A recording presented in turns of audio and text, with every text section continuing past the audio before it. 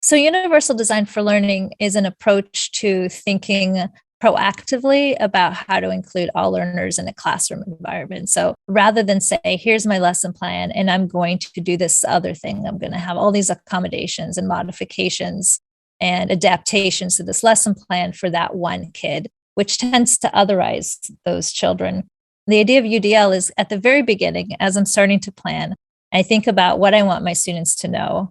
And then I think, okay, what are going to be some of the barriers for some of my students? What are going to be some of the preferences that my students are going to want to have? And can I build an instructional lesson or unit that is flexible enough to include everybody? So, in order to do that, from a UDL perspective, there are these three principles around, how to instill flexibility. So, for example, one of the principles is multiple means of engagement. So knowing that your kids are coming into a classroom with different motivations, right?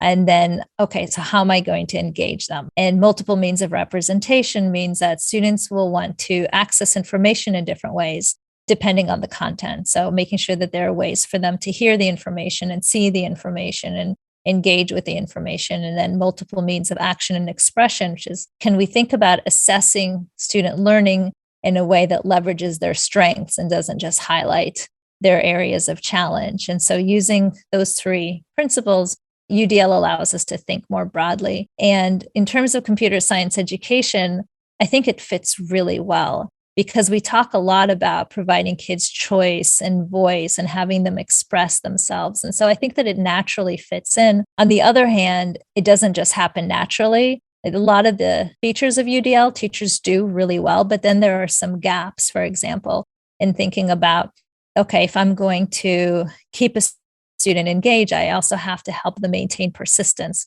And for some kids, that's really hard. So how do I help them with that? And so there are strategies for that. So I think it's a really useful, holistic system to think about all kids in a CS classroom.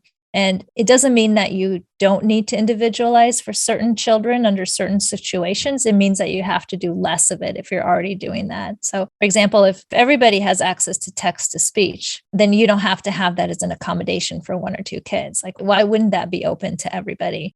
Or if everybody has access to different metacognitive strategies that you're teaching kids about debugging, then you don't have to explicitly call out a certain child who might really need that, whereas others might also need it, but not need it as much or not benefit from it as much. This excerpt of the CSK8 podcast is from episode number 133, which is titled Accessibility and Inclusion in CS Education with Maya Israel.